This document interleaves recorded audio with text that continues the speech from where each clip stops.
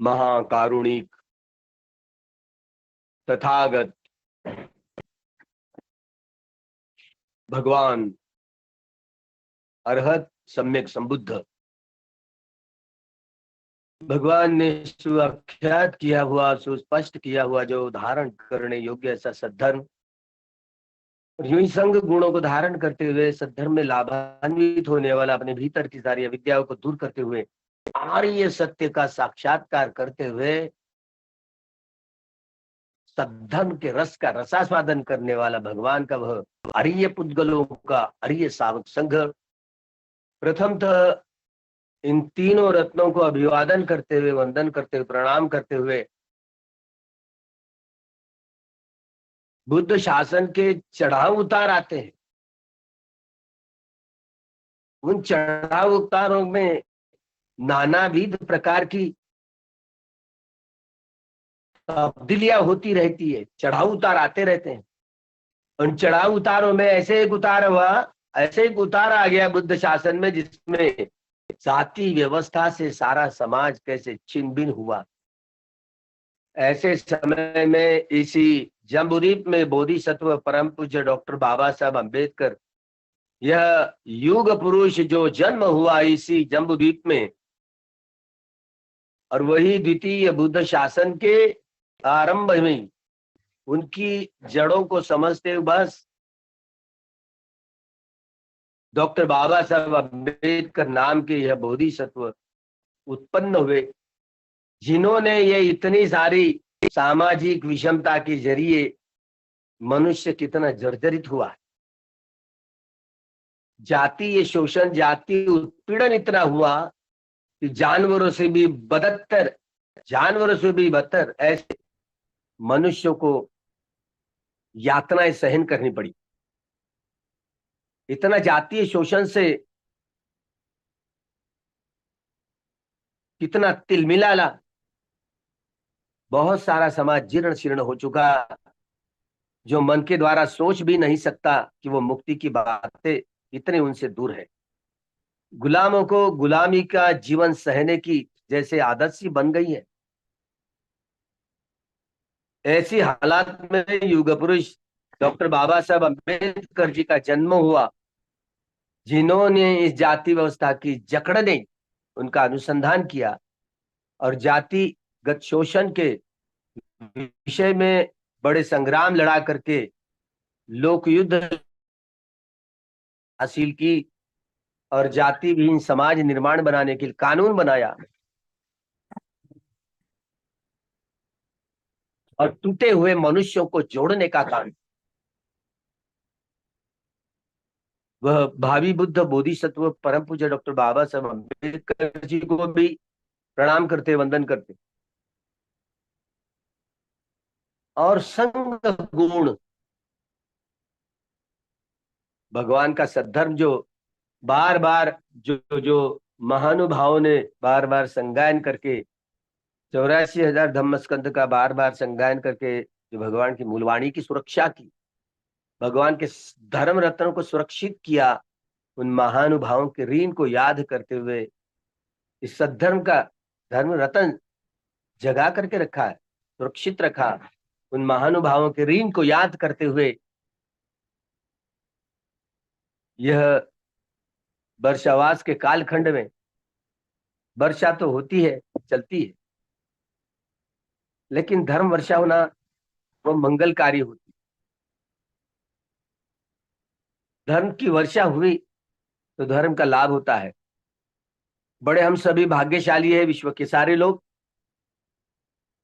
जो कि हमें मनुष्य जन्म, इस द्वितीय बुद्ध शासन में मनुष्य का जन्म ग्रहण करने की जो उपलब्धियां हमारे मन में जो पुण्य संग्रहित था, जिनके आधार पर हमको मनुष्य दुर्लभ जीवन यह प्राप्त हुआ। चाहे वो अपने आप को कोई हिंदू हो, बौद्ध हो, जैन हो, सिख हो, यहूदी हो, ईसाई हो, मुस्लिम हो, ब्राह्मण हो, ब्राह्मणेतर काले हो या गोरे, इस वंश के या उस वंश के हो, कोई मतलब नहीं है। हम जब मनुष्य जन्म ग्रहण किया तो बुद्ध शासन में जन्म लिया। दुर्लभो बुद्धो उत्पादो इमस्मिन् लोके, दुर्लभ है अर्थात बुद्धत्व का, बुद्ध उत्पन्न होना। और हम बुद्ध शासन में मनुष्य करके जन्म हुआ है, ताकि यह बुद्ध शासन की जड़ों को समझ पाए, ताकि मनुष्य का कल्याण कैसे हो। यह बातें बुद्ध उत्पन्न होने के बाद उजागर हुआ करती है। तो अनेक ऐसे बहुत सारे चक्रवाल जिनमें बुद्ध ही नहीं उत्पन्न होते, इस चक्रवाल को जिस जिस सौर मंडल में हम रहते हैं, तीसरे ग्रह पर पृथ्वी, तो जो जैसे उत्पन्न होने के बाद में उसका व्यय होने का जो प्रपंच हो गया, तो एक ये कल्प कहा गया।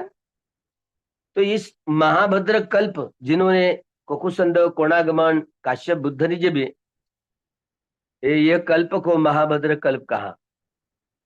सिद्धार्थ गौतम चौथे बुद्ध हुए। उन सभी तीनों बुद्धों की बातों को कहते हुए सिद्धार्थ गौतम जो बोधि प्राप्त किए, सम्यक संबोधि प्राप्त किए, तो उन्होंने भी इस बात को रटा है कि ये महाभद्र कल्प है, जिनमें 5 सम्यक संबुद्ध होने वाले। अभी चौथे भी चले गए, अभी इसी भद्र महाकल्प में 5वें आने वाले सम्यक संबुद्ध होंगे। तो सम्यक संबुद्ध के काल में कितना फूलता हुआ यह कल्प, जिसे महाभद्र का कल्प कहा गया, जिनमें 5 सम्यक संबुद्ध होने वाले, 4 तो हो चुके। चौथे बुद्ध शासन में, द्वितीय बुद्ध शासन में हमारा दुर्लभ मनुष्य जन्म यहाँ प्राप्त हुआ, इसीलिए भाग्यशाली भाग्यशालिनियां कहलवाते। ठीक है, बुद्ध का नाम लेने से भी कितना दुर्लभ है बुद्ध का नाम भी सुनना। बहुत सारे मनुष्य जन्म लेने के बावजूद भी अगर पुण्य नहीं है, मनुष्य दुर्लभ जन्म होने के बावजूद भी अगर धर्म धारण करने को भगवान के सैद्धांतिक एवं व्यावहारिक पक्ष की जानकारी प्राप्त नहीं होती, मतलब धर्म सुनना ही बहुत मुश्किल हो जाता है, तो मनुष्य जीवन अरे कितने अलाभी हो, व्यर्थ गया ना। बुद्ध और उनका सद्धर्म, जब तक कि दुर्लभ धम्म श्रवण हो, बार बार कही जाती है बातें, भगवान ने बात कही कि धर्म श्रवण करना कितना दुर्लभ है। आपको श्रवण भी करना आता है तो धम्म श्रवण करने की प्रक्रिया से गुजरते हो, तो अनित्य दुख अनंत लक्षण में रमन करते करते श्रवण करना होता है। बातों को यूं ही टटोलते टटोल, लेकिन भूल भाल गए, क्या करेंगे। पच्चेक बुद्ध के समय में भी ऐसी एक स्थितियां होती है कि जहां मनुष्य लोग या देवता लोग सद्धम्म श्रवण करने की चित्त की चेतना ही नहीं उत्पन्न होती, क्या करें। वह अकेले बेचारे सम्यक संबुद्ध रहते भाई स्वयं, वो तो सब में स्वयं बुद्ध ही होते हैं, स्वयं प्रयत्नों के आधार पर बोधि ज्ञान का अनुसंधान करते। फिर भी पच्चेक बुद्ध के समय में, उनके जीवन काल में मनुष्य लोगों या देवता लोगों में वह पुण्य का है, मनुष्य लोग देवता लोग, लेकिन क्या करें, उनका पुण्य ही नहीं होता, धम्म श्रवण ही नहीं कर पाते। कितना कितने क्लिष्ट बुद्धि के लोग होते, कितने स्थूल बुद्धि वाले लोग होते, जिसकी वजह से वो सद्धर्म को सुन ही नहीं पाते। तो धारण करना कितना बहुत लंबी दूर दूर की बात। तो इसीलिए हम बड़े अपने को, स्वयं को, सबको भाग्यशाली समझते हैं, भाग्यशालिनियां समझते हैं कि बुद्ध के द्वितीय शासन में हमारा जन्म है। भले बुद्ध नहीं हो, यो मंग पश्यति सो धम्मंग पश्यति, मुझे जो देखता है तो धर्म को देखता है। यो धम्मंग पश्यति सो मंग पश्यति, जो धर्म को देखता है वो मुझे देखता है। भला भला ही एक बुद्ध के बोधि वृक्ष तो है ना हमारे देखने के लिए, वो बुद्ध का ही रूप माना जाता है।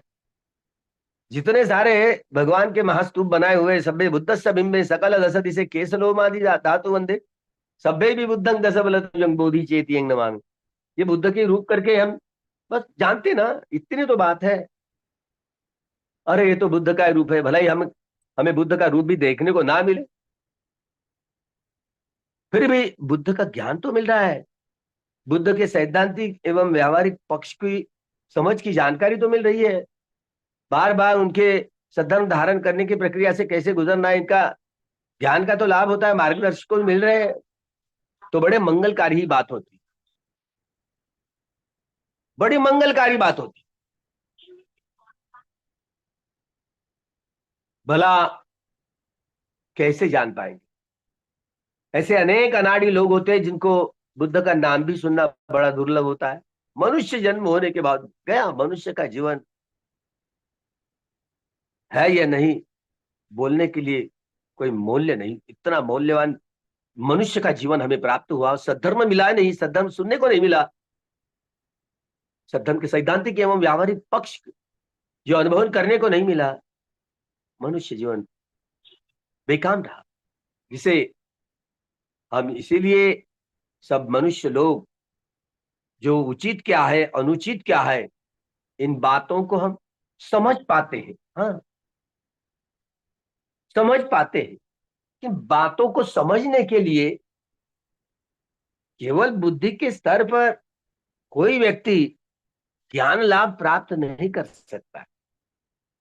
ये बुद्धि विलास वाला ज्ञान जो होता है, बुद्धि विलास वाला ज्ञान, ये टसल वाला ज्ञान होता है। लेकिन बुद्धि विलास वाले ज्ञान के यह चिंतनमय ज्ञान कहलाता है। भले वो जो पट्टी है बात वही स्वीकार करता है, जो तर्क वितर्क के आधार पर पट्टी है उसको नकार देता है। लेकिन बुद्धि को सीमाएं होती है, उनको क्या पता। बुद्धि विलास वाले ये ज्ञान को बुद्धि की सीमा होती है, इस बात बात समझ नहीं पाते, वो आकलन नहीं कर पाते, जान नहीं पाते। बोले भगवान ने ये बात जान ली। ये जो चिंतन मनन करने वाला जो मन हो, वो मन है, वो तो उसकी सीमा होती है, लेकिन प्रज्ञा को सीमा नहीं होती। वही प्रत्यक्ष ज्ञान कहलाता है। क्या होता है प्रत्यक्ष ज्ञान? प्रत्यक्ष ज्ञान जो अनुभूति पर उतार कर देखने वाले ज्ञान को भावनामय ज्ञान कहा जाता है। इन अनुभूति पर उतार करके देखने वाला ज्ञान, भावित करना है मतलब अनुभूति पर उतार करके देखना। कैसे उतारे? अनुभूति पर उतारे कैसे?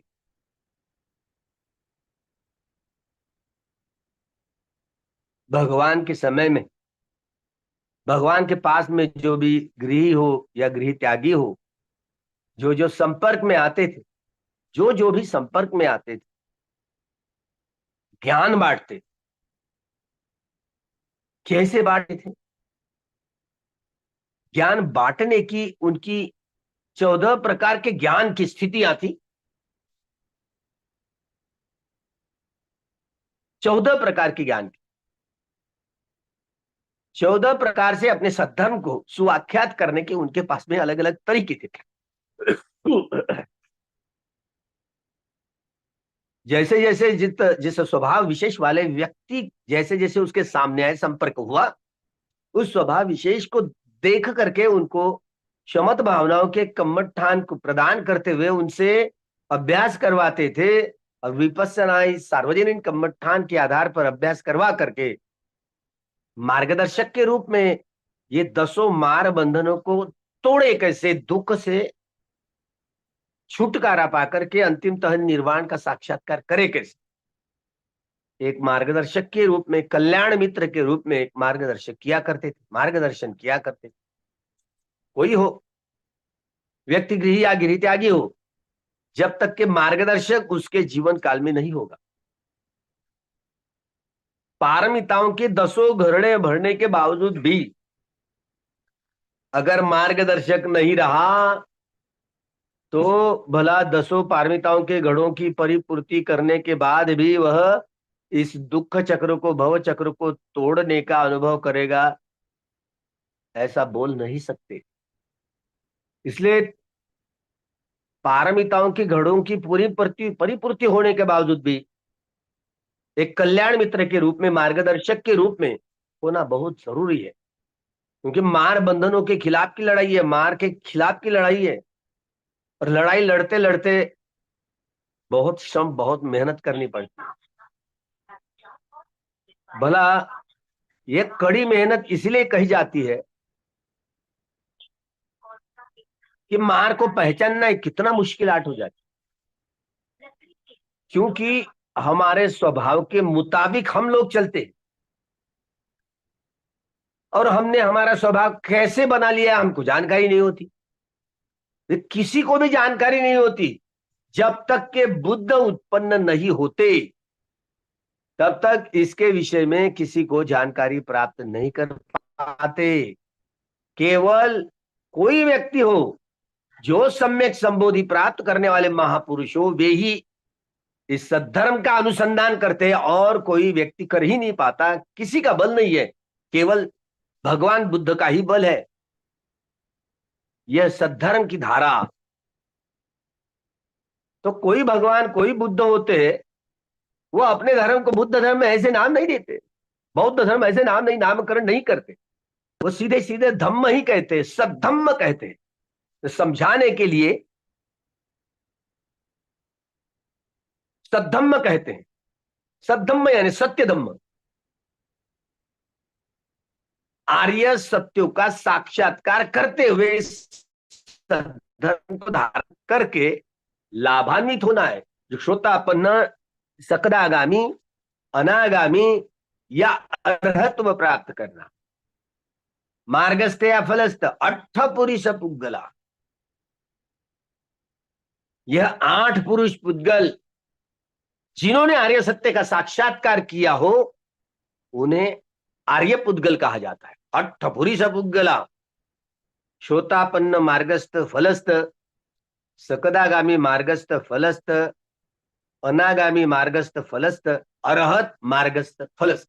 यह 8 पुरुष पुद्गल हुआ करते हैं, जिन्होंने अपने भीतर की अविद्या को दूर करते हुए आर्य सत्य का साक्षात्कार करते हुए आर्य पुद्गल बनेंगे। न जच्चो होती अरियो, कम्मुनो होती अरियो। जन्म से कोई आर्य नहीं हुआ करता। अरे न जाने हमने आर्य शब्द सुना ना, हमको लगता है बड़े बड़े विद्वानों ने लिया, वो यूरोप और एशिया है ना, उनके बाउंड्री पर रहने वाले बड़े बड़े गोरे गोरे ऊंचे ऊंचे लंबी नाक वाले, गिरी आंख वाले, न जाने वो जन्म से हम आर्य वंश के लोग हैं, आर्य लोग हैं, ऐसे कहा करते कहते होंगे। लेकिन अरियो ये प्रमुख रूप से पाली वर्ड है, पाली भाषा का, और यह इस वर्ड का, इस शब्द का अर्थ केवल भगवान बुद्ध जो होते वही भली भांति बताते हैं उनके अर्थ सहित। और कोई व्यक्ति इसका संश्लेषण, विश्लेषण, विघटन और विभाजन नहीं कर पाता। इसलिए भगवान ने बार बार बात कही, न जच्चो होती अरियो, कम्मुनो होती अरियो। कोई जन्म से कोई आर्य नहीं हुआ करता। आर्य सत्य का साक्षात्कार करते हुए, बोधि ज्ञान को धारण करते हुए, आर्य सत्य का साक्षात्कार करते हुए, अपने भीतर की विद्या अविद्या दूर करते हुए वह आर्यत्व प्राप्त करता है, धर्मलाभी होता है, सतत के रस का रसास्वादन करता है। तो वह आर्य धम्म धारण करते हुए, इसलिए उसको आर्य पुद्गल कहा गया। नोबेल ट्रूथ, चारों आर्य सत्य को धारण करते हुए उस सद्धर्म के रस का रसास्वादन करता है, तो अपने मन को नितांत निर्मल करता है। देखे, श्रोतापन्न, सकदागामी, अनागामी और अरहत्व कहलाए। ये 4 पुद्गल, यंगिदंग चत्तारी पुरुष युगानी, अट्ठ पुरुष पुद्गल, जिसमें मार्गस्थ और फलस्थ ये चारों जो 8 पुद्गल होते हैं, इसलिए उनको श्रोतापन्न मार्गस्थ फलस्थ, सकदागामी मार्गस्थ फलस्थ, अनागामी मार्गस्थ फलस्थ और अरहत मार्गस्थ फलस्थ, इन 8 पुद्गलों को, पुरुषों को हम आर्य पुद्गल करें। आर्य पुरुष कहा जाता है। आर्य पुरुष, आर्य पुरुष। अब हम तो जो जो भी देख रहे हैं, चाहे वो गृही हो या गृह त्यागी हो, जिन्होंने आर्य सत्य का साक्षात्कार किया हो, वह आर्य पुद्गल कहलाया गया। तो एक मनुष्य के रूप में वह व्यक्ति ऐसा काम करता है काय वाचा मन के द्वारा, तो अपनी भी हानि नहीं करता, औरों की भी हानि नहीं करता, अपना भी लाभ हो और औरों का भी लाभ हो। सारा जड़ से उसका मानस बदलता है। अपने मानस को बदलने में वह व्यक्ति कामयाब हुआ, जिसे आर्य पुद्गल कहा गया। श्रोतापन्न फल प्राप्त करने वाली व्यक्ति हो, धर्म के स्रोत में पड़े हैं, प्रवाह में पड़े हैं, वो मार्गस्थ कहलाया गया। अब स्रोत की स्थिति प्राप्त कर लिए, श्रोतापन्न कहा गया। जो भी सद्धर्म को सुनते हुए, भली भांति सुनते हुए, सुन करके सद्धर्म को धारण करने की प्रक्रिया से गुजरते हुए, बोधि ज्ञान धारण करते हुए जब वह व्यक्ति अरिहत्व प्राप्त करता है, तो अरिय सत्य का साक्षात्कार करता है, तो यही सम्मर्शन ज्ञान, उदय व्यय ज्ञान, भंग ज्ञान, भय ज्ञान, आदिनव ज्ञान, निब्बिदा ज्ञान,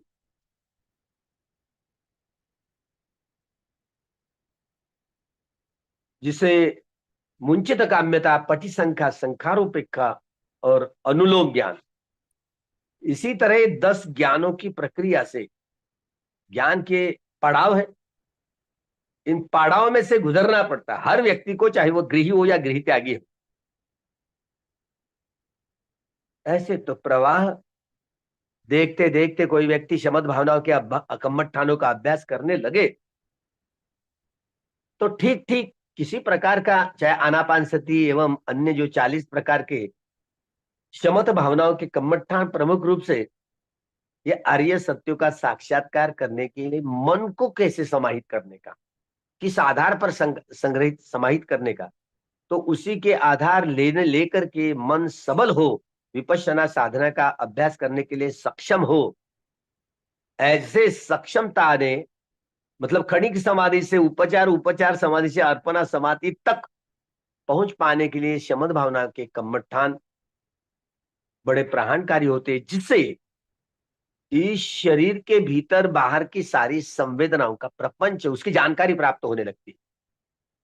कोई हो, किसी कम्मठान का कोई अभ्यास हो, जो अपने मन को वश में करने की प्रक्रिया से गुजरता है, तो क्षणिक समाधि से लेकर उपचार समाधि और उपचार समाधि से लेकर अर्पणा समाधि तक पहुंच पाए। और आर्य सत्य का साक्षात्कार करते समय ओम, चाहे वो 4 सतिपट्ठान की, 4 सम्यक प्रधान की, 4 इद्धिपादों की, 5 बलों की, 5 इंद्रियों की, 7 भोजंगों की और अरियो अट्ठंगी को मग्गो, ये 37 अंगों वाला बोधि पक्षीय धम्म, जो बोधि धारण करते हुए बोधि को प्राप्त करते, बोधि ज्ञान को धारण करते हुए, बोधि की वो बोधि मिथ्या नहीं, सम्यक प्रकार से, सम्यक प्रकार का मतलब यही होता है, ये सारे ज्ञान के जो पड़ाव होते हैं, सम्मर्शन ज्ञान से लेकर अनुलोम ज्ञान तक, जहां गोत्र चित्त उत्पन्न होता है, यह ज्ञान के एक एक विशेष करके पड़ाव से कैसे गुजरना है, तो ये गुजरने के समय में हर एक क्षमता भावनाओं के कम्मठान के आधार पर हमें मन को वश में करने की प्रक्रिया से हम जब गुजरते हैं, तो यह शमद भावनाओं के कम्मठानों का अभ्यास कैसे, जो जो चाहे वो मार्गदर्शक मिला, कल्याण मित्र मिला, उनके स्वभाव विशेष को देख करके कोई नया कोई कम्मठान देता है, प्रदान करता है, तो वेदनाओं को ही पकड़ने के लिए, शरीर के भीतर बाहर जो वेदना होती है, उस वेदनाओं को ही पकड़ने के लिए, और प्रमुख रूप से ये शमत भावनाओं के कम्मठानों के चित्त शांत करते हुए इस वेदनाओं को पकड़ में आ जाना है। और केवल वेदना, केवल अधर अधर से देखे तो नहीं काम चलेगा, परिपूर्ण देखना है, तो ही यथाभूत देखना है। परिपूर्ण देखने का मतलब है कि वेदना की, कोई वेदना हो, सुखा दुखा दुखा सुखा, सौ मनुष्य और मनुष्य हो, वेदना की उत्पत्ति का क्षण, वेदना जहां तक के रहती है वो स्थिति का क्षण, प्रभंग हो जाती है भंगत्व का क्षण। इन वेदनाओं के इन तीनों क्षणों मिलकर के एक चित्त क्षण जो तैयार होता है, किसी प्रकार की वेदना, एक चित्त क्षण के लिए क्यों न हो, हमने यह वेदना जान ली, वेदनाओं की उत्पत्ति, स्थिति और भंगत्व का क्षण, तो बड़ी सजगता की ये बहरा होता है, बड़ा बहराता है, ऐसे बहरता है कि सारे तरंगे तरंग तरंगे तरंग तरंगे तरंग। तो भला अभ्यास में जब तरंगी तरंग सारे शरीर पिंड में तरंगे, हमको अनुभव, अरे ये शरीर में ऐसे क्यों चल रहा है। पर जो जिनके लिए जिस संग जो हो रहा है, बस अलग अलग। हाँ, ये क्षण आता है, ऐसे आएगा जब आएगा।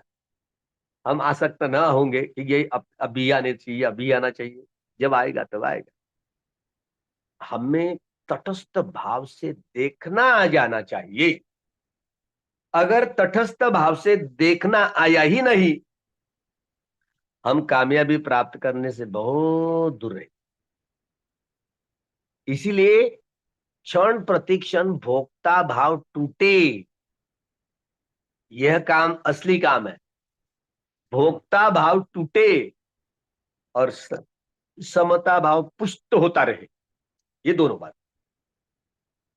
अगर भोक्ता भाव शुरू रहा रहा तो क्रमशः राग द्वेष मोह के जो संस्कार होते हैं, तो सुखा दुखा अधुखा असुखा वेदनाओं के आधार पर रसास्वादन करते हुए संस्कारों का संग्रह करने का काम करेंगे। ये भोक्ता भाव है, जिसे संग्रह करने की नौबत आती।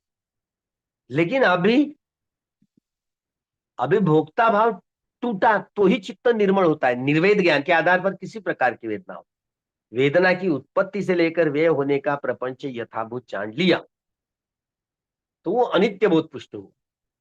इस अनित्य बोध पुष्ट होने के आधार पर यह सजगता परिपूर्ण भगवान का स्वयं अपने आप में परिपूर्ण अंग, परिशुद्ध अंग, ज्ञान न बड़ा परिपूर्ण और परिशुद्ध है अपने आप में। जोड़ तोड़ रखने के लिए कुछ भी बाकी बचा नहीं रखा है उन्होंने। इसलिए भगवान की वाणी को समझने के लिए, योग्य रूप से, सम्यक रूप से समझने के लिए सम्यक ज्ञान का कोई अभाव हो, नहीं समझ पाएंगे। इसलिए सम्यक ज्ञान, जो सम्यक ज्ञान कब होता है, सम्यक ज्ञान किसको कहते हैं? आर्य सत्य का साक्षात्कार जब करता है कोई व्यक्ति, वो सम्यक ज्ञान कहला है। बाकी ये जो दिख रहा है तसल, जो चिंतनमय वाला ज्ञान हो या भावनामय वाला ज्ञान हो, तो ये लोकीय ज्ञान का स्वभाव वो समझ पाता है। लेकिन जो सम्यक ज्ञान, सम्यक ज्ञान का मतलब वो वही होता है जो आर्य सत्य का साक्षात्कार करना आ गया।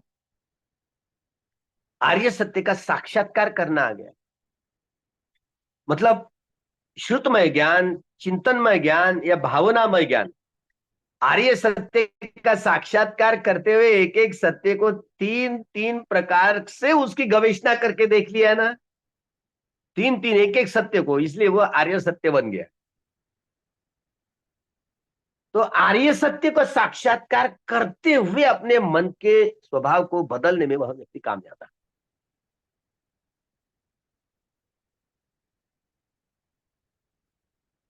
आर्य पुद्गल, हम नहीं जानते। यह बोलने के लिए बात तो बड़ी सीधी सरल लगती, लेकिन कितना कठिन परिश्रम लेना, बहुत परिश्रम लेना पड़ता। अब जो व्यक्ति हमारी नजर में ही नहीं तो क्या कहेंगे? हम लोग प्रैक्टिस कर रहे हैं, चाहे भिक्षु भिक्षुणी उपासक उपासिका है, हम लोग मेहनत जरूर कर रहे हैं। हाँ, कुछ लोगों ने डुबकी भी लगाई है, नहीं ऐसी बात नहीं, लगाई भी है। तो जिन जिन लोगों ने डुबकियां लगाई है, आर्य सत्य का साक्षात्कार किया है, न जाने वो कैसे लोग प्रसन्न चित्त से रहा करते। वो जितने सारे चढ़ाव उतार आते थे, चढ़ाव उतारों का सामना करने के लिए उनके पास बल होता है। हम चाहे भिक्षु भी हो लेकिन बलहीन हो जाते हैं। इसलिए मार के खिलाफ की लड़ाई ये सीधी सरल लड़ाई नहीं है।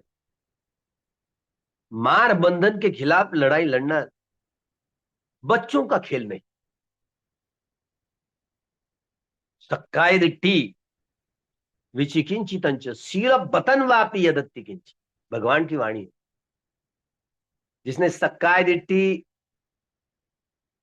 शीलवत परामर्श परामर्श और विचिकित्सा, जब जो तीनों बंधन ढीले हो जाते हैं, वो मार्गस्थ रहता है। जब बंधन ढीले हो जाते और बंधन ढीले हो जाते हैं, अब ये सक्काय दिट्ठी विचिकित्सा शीलवत परामर्श एकदम कट ही जाते हैं। किसी प्रकार के बुद्ध हो, धम्म हो या संघ के गुणों की इतनी पराकाष्ठा के बड़े आधार पर श्रद्धा बड़ी दृढ़ होती है, तलस्पर्शी गहराई वाली श्रद्धा गजब होती है, अजब होती है। क्योंकि बोधि का ज्ञान धारण करने की प्रक्रिया है श्रद्धा, केवल कल्पना मात्र नहीं है। हमारे लिए तो निर्वाण भी कल्पना ही लगती है, क्योंकि हमने अनुभव नहीं किया, तो हमको तो कल्पना ही लगेगी। लेकिन जिन जिन लोगों ने अनुभव किया, ये सक्काय दृष्टि मिथ्या दृष्टि की जितनी सारी प्रक्रियाएं उनसे हट गई। उन दिनों भगवान के समय में 62 प्रकार के जो शाश्वततावादी या उच्छेदवादी आचार्य थे, उनके गुरु थे, उनके अलग शिष्य थे, वो हमारा ही सही, हमारे गुरु का ही सही होगा। लेकिन भगवान ने असलियत क्या है ये जान लिया है ना पहले। ये ऐसा नहीं, ऐसा ही होता है, ऐसा ही होता है। हमको कुछ लगता है कि अरे बाकी और लोग भी अहंकार जताते, ऐसा ही होता है, ऐसा ही। अहंकार जताना नहीं है क्या ऐसा ही होता है करके? प्रकृति के नियम को जड़ जड़ से तलत पर से गहराई में जाकर के जानने वाले सम्यक संबुद्ध ही हुआ करते हैं, और अन्य कोई व्यक्ति जान ही नहीं पाता, उनका बल ही नहीं है। 10 बल तनुजंग। तो बोला ये धारणाएं अलग अलग, प्रकृति कैसे बनी, किसने बनाया, क्यों बनाया, सजीव है, निर्जीव है, वनस्पति है, प्राणी है, क्या क्या नहीं है, मात प्राणी है, प्राण है कि जीव है कि क्या क्या नहीं, आत्मा है कि परमेश्वर है। न जाने कितनी सारी भ्रम भ्रांतियों में सारा समाज डूब करके रहता है, कोई किसी प्रकार का चिंतन मनन। अब जब शिविरों में लोग जाते हैं, शिविर करते हैं,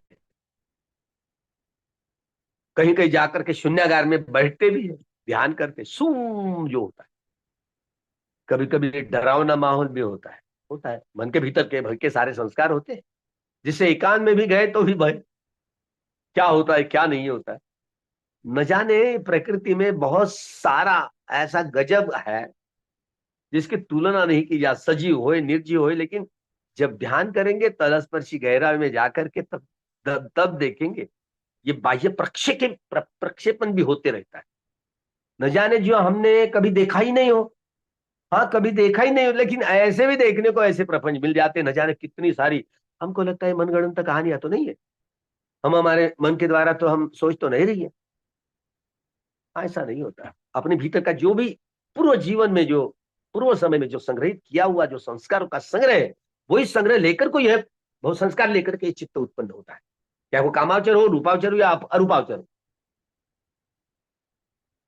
जब कामावचर भूमि में निर्माण होने वाले जो चित्त, कामावचर भूमि वाला कामावचर भूमि में जन्म लेने की तैयारी करे, रूपावचर भूमि वाला रूपावचर भूमि में जन्म ग्रहण करने की तैयारी तैयारी करता है। रूपावचर भूमि में अरूपावचर चित्त की प्रधानता लिए हुआ रूपावचर भूमि में जन्म ग्रहण करने का क्षमता क्षमता रखता है, बल होता है। लेकिन यह बल भी सरल सीधा नहीं है, बड़े यत्न के साथ में यह बल प्राप्त करना पड़ता है। सिद्धार्थ गौतम ने उन दिनों 62 प्रकार के अलग अलग आचार्य, उनकी अलग अलग अलग विधियां, अलग अलग मान्यताएं थी।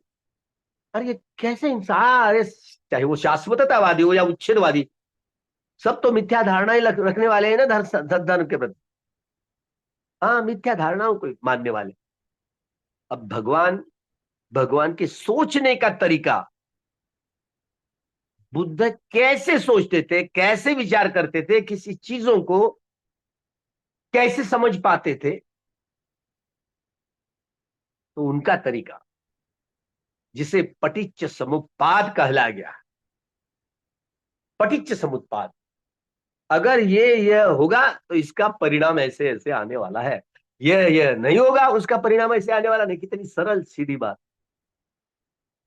लेकिन क्या बौखला गए लोग, उलझ गए लोग, बात सुलझाई नहीं तो उलझ ही जाते। सारे विश्व के लोग अलग अलग अपने अपने संप्रदाय के गुरु मानने वाले इसी तरह केवल बौखला नहीं गए, उलझ गए। तो उलझ जाने वाली सारी प्रक्रिया ये मिथ्या ज्ञान वाली प्रक्रिया होती है, मिथ्या धारणा वाली प्रक्रिया होती है। ये प्रकृति के समझ के विषय में नानाविध, चाहे वो शाश्वततावादी हो या उच्छेदवादी, जो विचारवंत लोग हैं, जो आचार्य लोग हैं, उन सारी मिथ्या धारणाएं रखने वाले लोग ऐसे रिमार्क किया भगवान ने, क्योंकि वो उनको लगता है मेरा ही सही। भाई भगवान जब यह है, यह क्या है, कैसे उत्पन्न हुआ, जिस तरह से उत्पन्न हो उसका, अरे ये तो यह है, उसकी पहचान की। अच्छा, तो तू भर करके वो शरीर पर हर कम्मठान का अभ्यास करते हुए, शमद भावनाओं के कम्मठान का जब आप अभ्यास करेंगे, तब शरीर पर संवेदनाओं का अनुभवन करने के लिए यह शमद भावनाओं के कम्मठानों का अभ्यास किया जाता है। जब शरीर पर संवेदनाओं का अनुभवन होने लगता है, शरीर यात्रा करते हुए, शरीर की यात्रा करते हुए, 2 अंगुल 4 अंगुल एक बीता, 2 अंगुल 4 अंगुल एक बीता, तो वेदनाओं का अनुभव होने लगता है। और किसका अनुभव, चाहे कायानुपස්සना हो, वेदनानुपස්සना हो, चित्तानुपස්සना हो या धम्मानुपස්සना हो, कोई पसना करे, वेदना को छोड़ना नहीं हो ना। वेदना पच्चिया पहिया, वेदनाओं के आधार पर प्रज्ञा को जगाते जगाते ही देखना रहता है। वेदनाओं के उदय में को जानते, उदय भयं ज्ञान, यही तो अनित्य का ज्ञान है। शब्द ना टूटे, ये क्या जो उत्पाद होता है वे होता है, इसीलिए तो अनित्य कहा। यह वेदना की उत्पत्ति से लेकर वे तक प्रपंच का जानना का मतलब अनित्य का ज्ञान हासिल करना, यह है, हासिल करना ही। यही अनित्य ज्ञान के आधार पर अनित्य बोध किया जाता है। यह शरीर और मन के टुकड़े टुकड़े करके, ये अनित्य ज्ञान के आधार पर अनित्य का इसके टुकड़े टुकड़े करते हुए अनुभूति पर उतारते हुए किया जाता। तो अनुभूति पर उतारते हुए वह श्रुतमय चिंतन, श्रुतमय ज्ञान चिंतनमय ज्ञान में बदलता है, चिंतनमय ज्ञान भावनामय ज्ञान में बदलता है, तो भावनामय ज्ञान वह मुक्ति की ओर ले जाने वाला। इसी तरह ज्ञान की यह प्रक्रिया है। एक एक सत्य तीन तीन प्रकार से गवेषणा करके देख लिया है, तो ही वह आर्य सत्य बन गया, तो ही उसके टुकड़े टुकड़े करके देखने आए, तो ही वही है अनंत। ये तीसरा जो लक्षण है अनंत लक्षण। ये शरीर मैं नहीं हूं, मेरा नहीं है, ये मन मैं नहीं हूं, मेरा नहीं हूं, किसको मैं कहूं? किस वेदना संज्ञा संखार और विज्ञान के ये जो उत्पाद होते, किसी प्रकार की वेदना है, सुखा दुखा दुखा सुखा सौ मनुष्य और मनुष्य, किसी प्रकार की संज्ञा है जो सुखा दुखा दुखा सुखा सौ मनुष्य, हाँ, प्रतिक्रिया करता है, भी गांठें बांधता है, प्रिय लगी, बड़े अच्छी लगी, राखी गांठें बांध ली, अप्रिय लगी, ढकाल सांस के आधार पर ढकाल करके, वेदनाओं को ढकाल करके, ये प्रतिक्रिया में द्वेष के संस्कारों की गांठें बांध देंगे, बांधने का ही काम करेंगे, तो गलत काम होगा। वेदनाओं को जैसा है वैसा ही देखना है, उत्पत्ति से लेकर वे होने तक, तो बड़ा मंगलकारी क्षण आता है, बड़ा लाभदायी क्षण आता है, ताकि हमारी जो पीढ़ी है इस सक्काय दिट्ठी के समझने के लिए, कितना बंधन है, कितनी ज्ञान के विषय में मिथ्या धारणा है, किसी विषय में, तो ज्ञान के विषय में, बोधि के विषय में जितनी सारी मिथ्या धारणा है, वह सम्मा दृष्टि कहलाई। सम्मा दृष्टि, मिथ्या धारणाओं को मिथ्या दृष्टि, भगवान की सम्यक ज्ञान के आधार पर सम्यक धारणा, जो अनित्य लक्षण दुख लक्षण और अनंत लक्षण के आधार पर संश्लेषण विश्लेषण विघटन विभाजन करते देखना है, तो अनित्य ज्ञान के आधार पर देखना हो। अरे जो उदय होता है वे होता है, उदय होता है, वो तो उदय वे होता ही है, हमने केवल मात्र देख लिया है, यथाभूत ज्ञान दर्शन सुई शुद्धंग, हमने जैसा है वैसे देख लिया, कोई प्रतिक्रिया नहीं, मतलब प्रतिक्रिया नहीं करना, यही सबसे बड़ा खतरनाक काम है। कुछ नहीं करना, मतलब मन का जो संखारा 52 प्रकार की चित्तवृत्तियां होती ना, इसमें 50 प्रकार की चित्तवृत्ति, जो संखारों का सारा संग्रह है, जो भव संस्कारों का बार बार हमें काम भूमि रूप भूमि या रूप भूमि में जन्म लेने के लिए बाध करने वाले संस्कारा का जो संग्रह होता है ना, इतना सारा संग्रह होता है, जो बार बार भव तृष्णाएं हमें जान बार बार हमें जन्म लेने के लिए, ग्रहण करने के लिए मजबूर करा दे, और फिर दुख में पड़ते हैं। और जिस आधार पर दुख में हम लोग पड़े हैं, वेदना पच्चे या तन्हा, भगवान ने उसी का आधार ढूंढ लिया। कि जिस वेदनाओं के आधार पर मनुष्य या मनुष्यत्व प्राणियों प्रतिक्रिया करते हुए गांठें बांधते हैं राग द्वेष मोह की, सुखा दुखा दुखा सुखा वेदना तो क्रमशः। तो क्यों ना हम तटस्थ रूप से देखें। भगवान ने देख अनुभूति के आधार पर अनुभवन करके देखा है। अरे वेदना पच्चैया पया, वेदनाओं के आधार पर प्रज्ञा शक्ति को जगा पा सकते हैं। ये प्रत्यक्ष ज्ञान, वेदनाओं के उदय व्यय के ज्ञान को ही अन्य ज्ञान आ गया है। वेदना चाहिए इस प्रकार की या उस प्रकार की, सुखा दुखा दुखा सुखा हो, सौ मनुष्य और मनुष्य किसी प्रकार वेदनाओं का सारा क्षेत्र दुख ही तो है ना। सुखा वेदना आई तो मन भोक्ता भाव में रमन करते हुए राग की गांठें बांधता है। जब दुखा वेदना आई, मन भोक्ता भाव में रमन करते हुए प्रतिक्रिया करके द्वेष की गांठें बांधता है। अदुखद असुखद न्यूट्रल वेदना आई, मन भोक्ता भाव में रमन करते हुए मोह मूर्ता की गांठें बांधता है, तो दुख ही निर्माण करता है ना, काहे सुख। तो इसलिए भगवान ने कहा वेदनाओं का प्रपंच सारा दुख का ही क्षेत्र है। यह दुख बोध है, किसी प्रकार की वेदना हो, वेदनाओं का चाहे सुखा हो दुखा हो अदुखा असुखा सौ मनुष्य और मनुष्य, वेदनाओं का सारा क्षेत्र परियंति में भिक्कवे, मैंने उसकी परिधि जान ली। भगवान कहते हैं ना, तो ही असत्य आर्य सत्य बन गया। परिधि जान ली, तो हम कैसे परिधि जानेंगे। वेदनाओं के उदय व्यय को जानने का ये अनित्य ज्ञान के आधार पर अनित्य का बोध करना है ना। वेदना किसी प्रकार की हो, सुखा हो दुखा हो अदुखा असुखा हो, न्यूट्रल वेदना हो, ये वेदनाओं का सारा प्रपंच दुख है ना।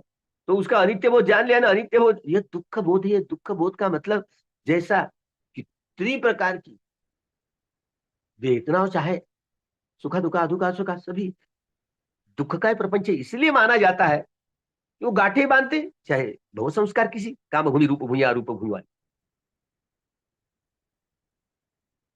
थोड़ा वेदना पच्चे या पहिया।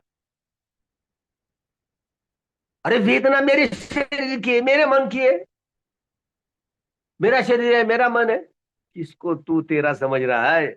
ना तेरी काया तेरी है ना तेरा मन तेरा है। जब अनंत बोध पुष्ट होता है, अत यानी मैं, अनंत यानी मैं नहीं हूं, मेरा काया नहीं, मेरा मन मैं नहीं हूं, किसको मन कहूं, मैं कहूं। तो ये सारे मन के चारों खंड, वेदना संज्ञा संखार और विज्ञान, और इस शरीर के अग्नि वायु जल और पृथ्वी धातुओं के, ये एक एक खंड जो उसके टुकड़े टुकड़े होने लग जाते हैं। संश्लेषण विश्लेषण विघटन विभाजन होता है विपश्यना इस कम्बठान के आधार पर, तरंगी तरंग तरंगी तरंग तरंग तरंग। तो किस तरंग को, किस अग्नि वायु जल या पृथ्वी धातुओं की प्रधानता ली हो, कोई संवेदना उत्पन्न होती है तो वो भी तो उत्पन्न होती है, तरंगे तरंग तरंग तरंग बुदबुदे बुदबुदे। किस बुदबुदों को मैं कहूं मेरी काया कहूं, क्या हुकूमत मेरी चलती है, अनात्म है ना, अनात्म है। और दूसरी बात, ये जो वेदना संज्ञा संखार और विज्ञान मन के चारों खंड वो भी उत्पाद होते, वे तरंगी तरंग बुदबुदे बुदबुदे। किस बुदबुदों को मैं कहूं मेरा चित्त कहूं, क्या हुकूमत मेरी चलती है, अनात्म है। इस अनंत ज्ञान के आधार पर अनित्य का बोध किया है ना। ये तरंगी तरंग है ना, जब अनुभव ही नहीं करते। इसलिए अनुभूति के ज्ञान के, भावनामय ज्ञान के ज्ञान को, जो बोधि को प्राप्त करने वाला ज्ञान, ये बोधि मिथ्या नहीं संबोधि, इसलिए संबोधि ज्ञान कहा गया है। भगवान की दृष्टि देखे, संबोधि ज्ञान वाली दृष्टि। इसलिए बोधि के जो अंग होते हैं वो बोधि के अंग होते हैं, बोधि मिथ्या नहीं होती, सम्यक होती है। ये सम्यक ज्ञान होता है।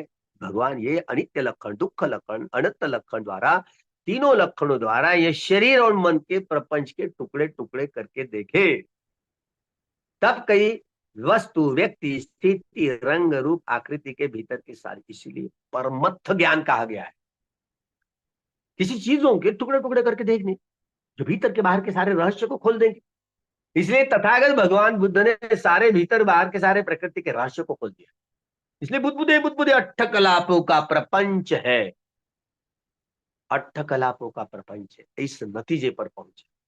ये भौतिक जगत की अंतिम सच्चाई है, परमाणु नहीं है। लोग तो यूं ही अपने को कहना पड़ता है, अणु भी नहीं था।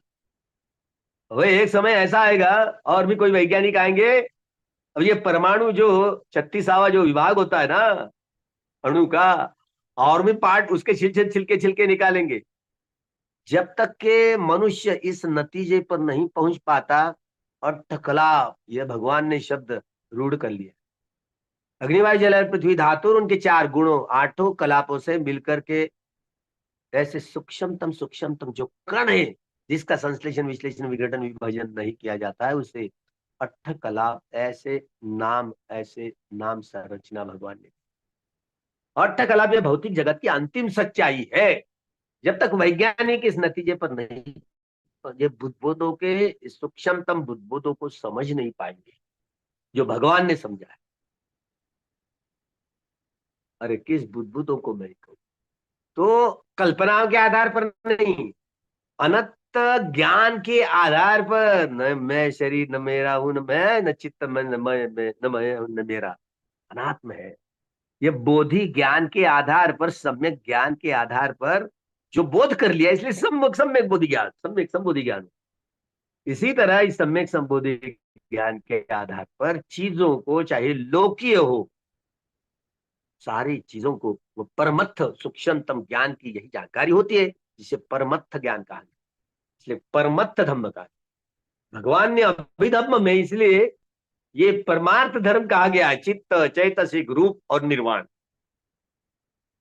ये एक एक करके चारों कैसे टुकड़े टुकड़े करके देख लिए, तो लोकीय धर्म और लोकोत्तर धर्म, इसका विभाजन किया गया है।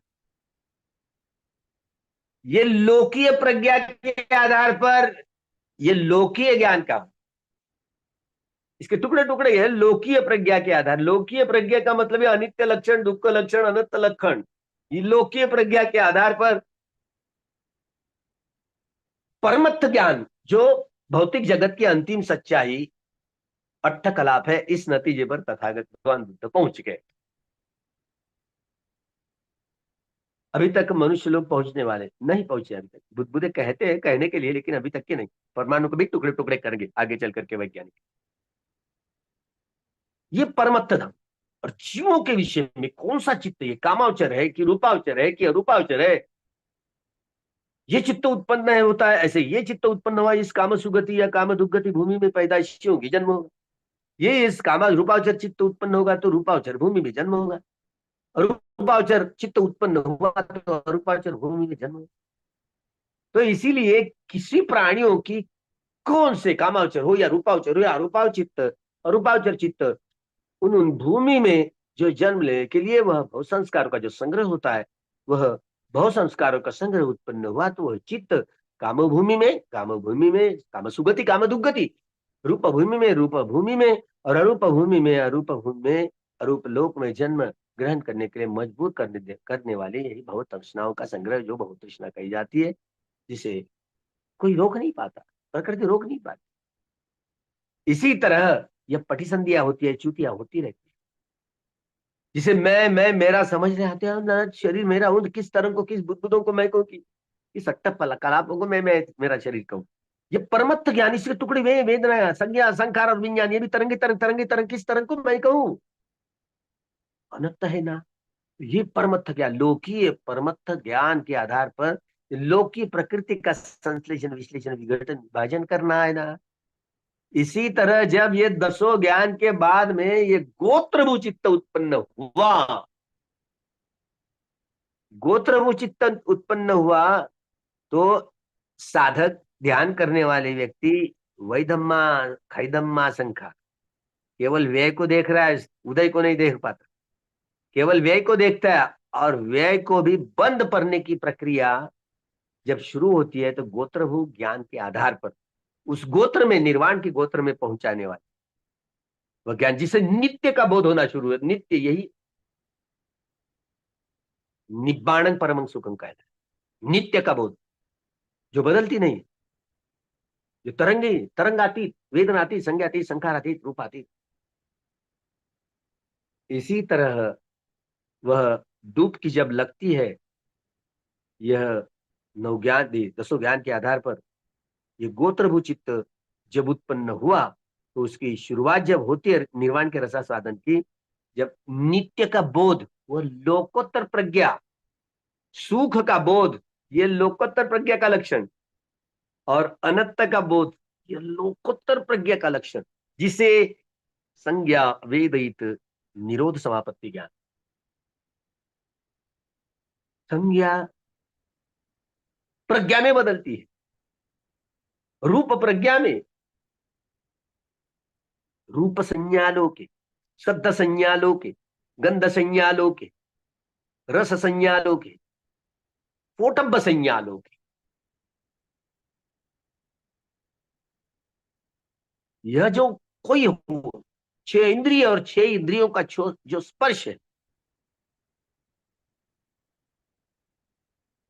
इस लोक में सारे 3.5 हाथ की काया में संज्ञा प्रज्ञा में बदल जाती है,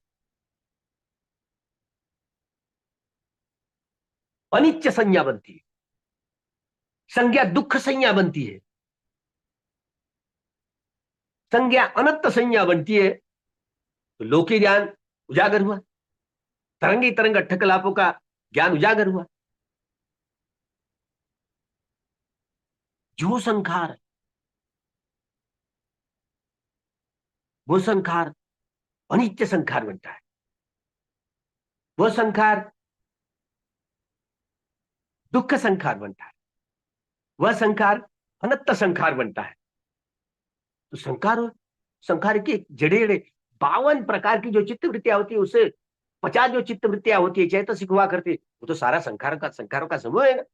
एक एक करके उजागर हो जाता है। लोकी ज्ञान स्पष्ट इसे परमत्थ ज्ञान कहा गया है। वेदयति इति वेदना, वेदनाओं के सारे प्रपंच को, जब वेदना अनित्य वेदना होती है, वेदना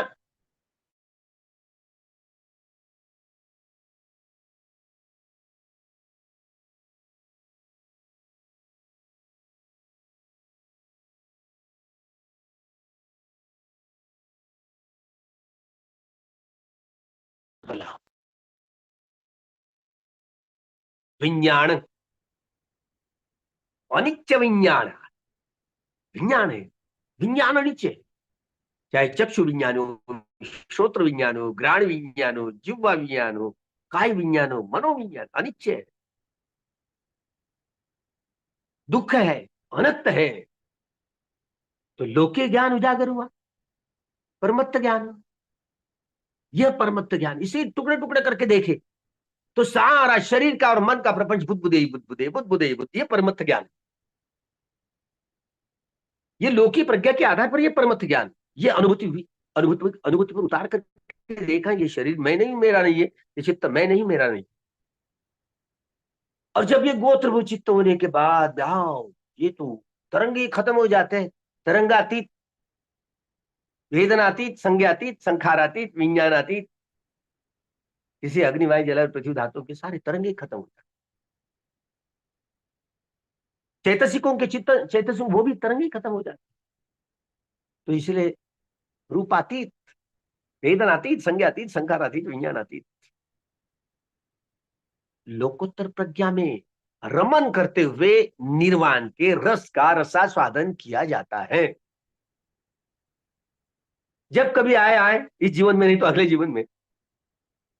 इसी तरह जब पहली बार किसी व्यक्ति को, चाहे भिक्खु भिक्खुणी, उपासक उपासिका हो, पहली बार ऐसे अनुभव होता है जिसे श्रोतापत्ति फल प्राप्त कहा जाता है। सक्काय दृष्टि की जितनी सारी मिथ्या दर्शन, मिथ्या दृष्टि वाले बंधन टूट जाते।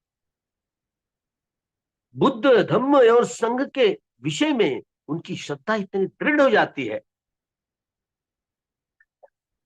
परिपूर्णं परिशुद्धं, यह दृढ़ श्रद्धा सभी प्रकार के विचिकित्सा दूर हो जाती है। भगवान की सद्धर्म देशना है। और शीलवर प्रतामत, अब किसी न किसी बहाने कोई अपने को स्वयं शील को धारण करने की कोशिश में लगा हुआ होता है, स्वयं को कहता है अरे मैं बड़ा सिलवान हूं, मैं बड़ी सिलवान हूं। अरे क्या शील, शील के प्रति कितना लगन, कितना चिपका, कितना परामर्श होता है। मैं मेरा, अरे तेरा क्या शील है, तेरा शरीर, तेरा मन तेरा नहीं है। और शील को भी मेरा मेरा मैं समझ, तो अहंकार जगह है ना। ये मैं जगह तो ये मार जगह है। मैं बोलने वाला मार ही होता है। कहाँ खो गए हो? पहचान के लिए ठीक है, लेकिन मार बंधन है ना। मैं न चेरी तेरा है न मन तेरा है, किसको मैं कहे जा रहा हूँ। इतना चिपका इसलिए आसक्ति के बड़े बड़े बंधन जब तक के टूटेंगे नहीं, तब तक को ये मान बंधन टूटेगा नहीं। मान बंधन टूटना तो दूर रहा, बहुत लंबी है। लेकिन ये जो शील है ना, शील समाधि के लिए, समाधि प्रज्ञा के लिए, और प्रज्ञा विमुक्ति की ओर ले जाने वाली है, अहंकार जगाने के लिए। यह मार आकर टपक जाता है मैं करने बाहर। इसलिए पहला तो बंधन इतना ढीला हो जाता है, सक्का दिट्ठी, विचिकित्सा का भी और शील वर्ग परामर्श का भी, तीनों बंधन जब ढीले हो जाते हो तो वो मार्गस्थ व्यक्ति कहलाता है। और जब परिपूर्णता छा जाती है, बंधन खुल जाते तीनों, तो पहली बार ऐसी डुबकी लगती है, काम करते सद्धर्म को धारण करते तो पहला फल प्राप्त हो। काम करते करते ऐसे पहले फल प्राप्त करने वाले कोई व्यक्ति अगर कल्याण मित्र मिले, उनका पुण्य संग्रहित रहे, तो ये होता है। कोई एक बीजी श्रोतापत्ति फल वाला हो, जैसे भिक्षु आनंद के जरिए, आनंद द्वारा वह श्रोतापत्ति फल एक बीजी श्रोतापत्ति फल वाला प्राप्त करने वाले थे। अच्छा हुआ कि उनके जीवन में महाकाश्यप जैसे कल्याण मित्र मिले, ताकि उनको मुक्त करवाने में मार्गदर्शक के रूप में, कल्याण मित्र के रूप में लाभ हुआ। अगर महाकाश्यप जी नहीं होते तो इस जीवन में आनंद का, मुक्ति की अवस्था प्राप्त करना बहुत दुर्लभ, बहुत मुश्किल था। अच्छा हुआ कि महाकाश्यप जैसे भगवान के बाद सबसे होशियार, जो भगवान के महापरिनिब्बाण के बाद जो महाकश्यप जी संघ में जो अग्र संघ नायक बने, तो होशियार व्यक्ति जो परिपूर्ण जानकारी प्राप्त करने वाले, एक तरफ ऐसे महाकश्यप को बिठाए और दूसरी तरफ भगवान को दूर से तो देखने में बड़ा पहचानना बड़ा कठिन मुश्किल जाता था। तो महाकाश्यप जी बड़ा उनका ऋण ऋण है, ताकि वे कल्याण मित्र भिक्षु आनंद के जीवन में मिले और मार्गदर्शक बने, जिससे वे पहली संगीति में वह शामिल हो सके। और उन्होंने इस धर्म और अभिधर्म की बातों को दोहराने का पुण्य कर्म उनके उनके खाते में गए। और उपाली नाम के जो भिक्षु, बड़े शुद्ध समझे जाने वाले, वर्ण व्यवस्था उन दिनों थी, फिर भी एक वर्णवस्था को इतना, एक नाही व्यक्ति, लेकिन उनको बड़ा कर दिया गया, आनंद से बड़ा कर दिया गया, ताकि वो बूढ़ा भिक्षु उपाली, उनके द्वारा विनय, जो विनय का प्रक्षेपण किया गया। इसी तरह पहले संगायन के जो दो जो शिल्पकार जो रहे, ताकि हमारे सबके जीवन में यह पहला संगायन जो हुआ, भगवान की मूलवाणी पर यही धक्काबुक्की जो हुई, धक्का-धक्की शुरू हुई, तो उनसे सुधार, केवल सुधारने की नहीं, भगवान की मूल वाणी की सुरक्षा करने में महाकाश्यप जी जो माहिर रहे, जिन्होंने इस धर्म रत्न को सुरक्षित रखा, उनके ऋण को याद करते हुए, यही अगर मार्गदर्शक ना मिले तो मुक्ति कितनी दूर हो जाती है। इसलिए हर जीवन में जो 7 बार, एक बार 7 जीवन में मनुष्य या देवता लोक में जन्म होकर के आखिरी के जीवन में वह व्यक्ति श्रोतापत्ति मुक्ति की अवस्था प्राप्त कर सकता है। लेकिन इसी जीवन में आनंद ने एक विजय होने के बाद, इसी जीवन में उनको कल्याण मित्र मिल गए और इसी जीवन में वे मुक्त हुए।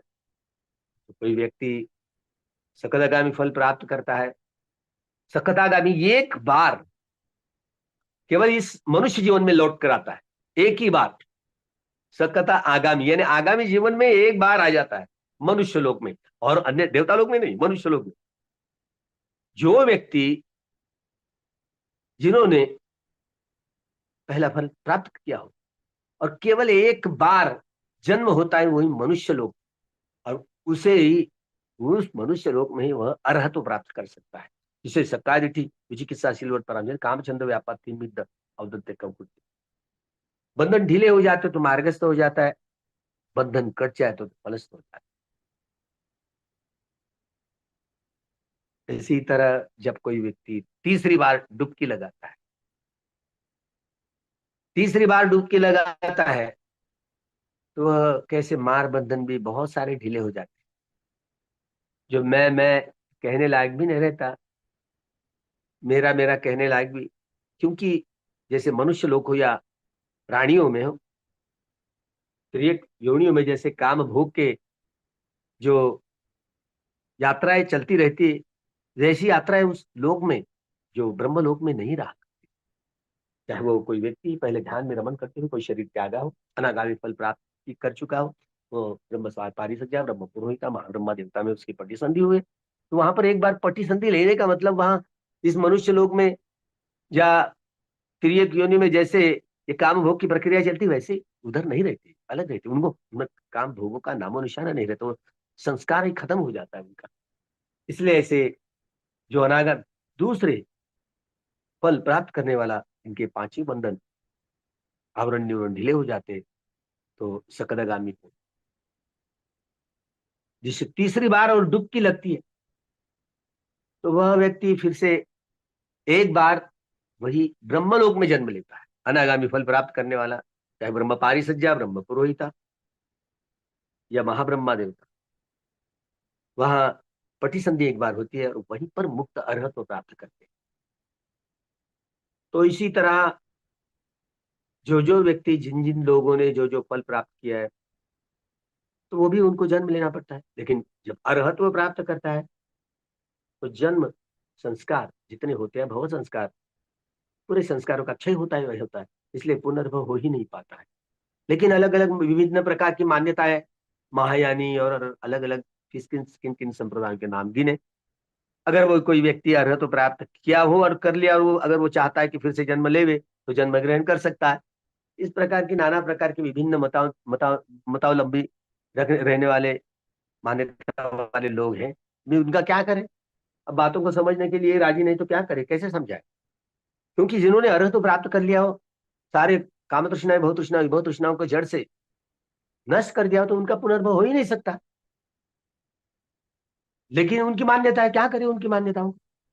ये तो जोड़ तोड़ है, भगवान के खिलाफ की जोड़ते हैं, मनमानी।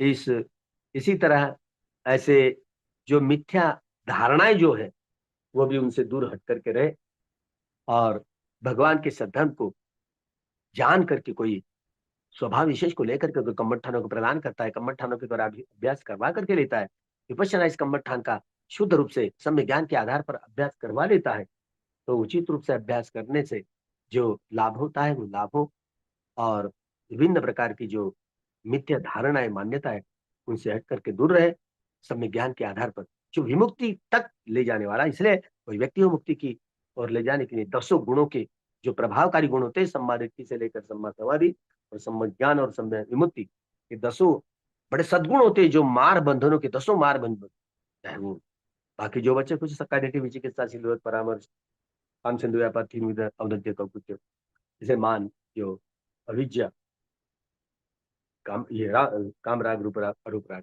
ये दसों मार के बंधन हो, उस पराभूत करके व्यक्ति मुक्ति मुक्ति की ओर प्राप्त होता है, तो मुक्त होता है। अर्हत प्राप्त करता है, तो अर्हत प्राप्त करने वाले व्यक्ति को सावक बुद्ध कहा जाता है। किसी तरह सम्यक संबुद्ध, पच्चेक बुद्ध और सावक बुद्ध, इन तीन सत्वों का पुनर्भव नहीं होता, नहीं होता पुनर्भव। और बाकी सब सत्वों का पुनर्भव होता ही।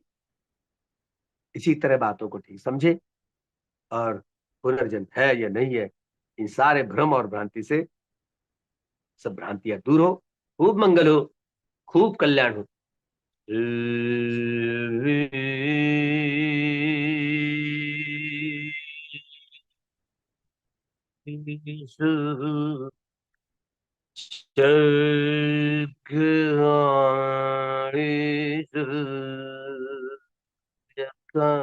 देवाच ब्रह्मणो यं हि कतं गुह्यं सर्वप्रसाद साधकम् अनुमोदित्वा समगासासनिरता पमादरहिता हुन्तु वर्खासु विशेषतु पुण्य भागमिदं च समं कारितम् अनुमोदन्तु तं सर्वे मेदिनी साधु सखी के मेदिनी साधु सखी के मेदिनी साधु सखी के भवतु सब मंगलम भवतु सब मंगलम भवतु